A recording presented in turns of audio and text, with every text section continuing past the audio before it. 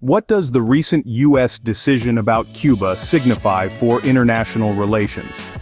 In a significant diplomatic shift, the United States has recently removed Cuba from its list of countries not fully cooperating in the fight against terrorism. This list, a critical barometer of international security cooperation, has historically included nations, the U.S. views, as lacking in counterterrorism efforts. The timing of this announcement is noteworthy, coming amidst evolving geopolitical landscapes. Both the U.S. and Cuban governments have reacted promptly, with Cuba welcoming the decision but pushing for further diplomatic advances. This decision opens a new chapter in the complex narrative of U.S.-Cuba relations. To understand today, we must look back at yesterday. The relationship between the United States and Cuba has been a roller coaster of tensions and tentative reconciliations since the Cold War era. Post-revolution, Cuba's alliance with the Soviet Union during the height of Cold War hostilities cast a long shadow over its interactions with the United States. This era was marked by the imposition of a stringent U.S. embargo in 1960, aimed at isolating the Cuban economy and government. Through the decades, the dynamics of U.S.-Cuba relations have ebbed and flowed with the tides of political change in Washington. The Obama administration marked a significant thaw in relations, re-establishing diplomatic ties and easing several travel and economic restrictions in 2015. This period was seen as a hopeful sign of lasting change. However, this progress was short-lived, as the subsequent Trump administration reinstated many of these restrictions, citing human rights abuses and Cuba's support for the Venezuelan government.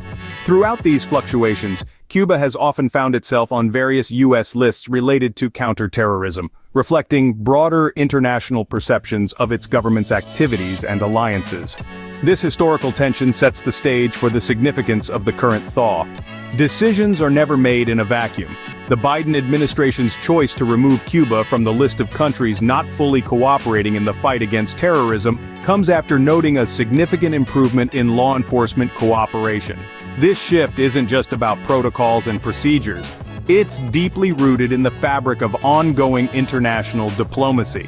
Behind the scenes, there might have been persuasive lobbying by political figures who see economic and social benefits in thawing relations. Humanitarian groups, too, could have exerted pressure, pushing for engagement rather than estrangement.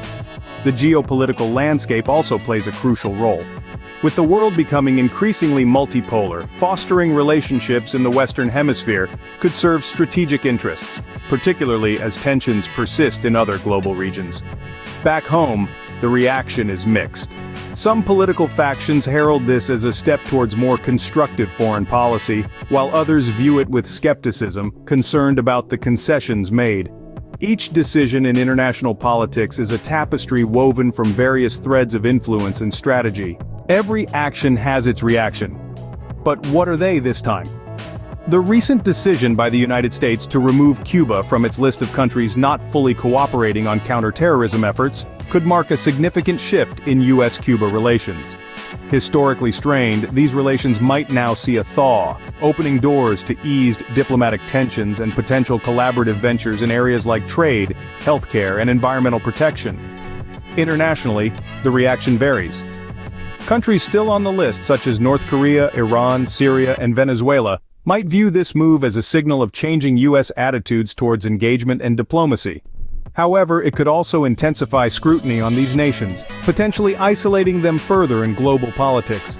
At the grassroots and expert levels, the responses are mixed. Political analysts are cautiously optimistic, seeing this as a step towards a more engaged and pragmatic foreign policy. Meanwhile, Cuban-American communities are divided. Some celebrate the potential for improved bilateral relationships and the positive impact it could have on their families and businesses. Others remain skeptical, concerned about human rights issues and the pace of political reforms in Cuba. Human rights groups are calling for continued pressure on Cuba to address these persistent issues comprehensively. As the dust settles, the contours of new diplomatic landscapes begin to emerge. As we wrap up, let's gaze into the crystal ball.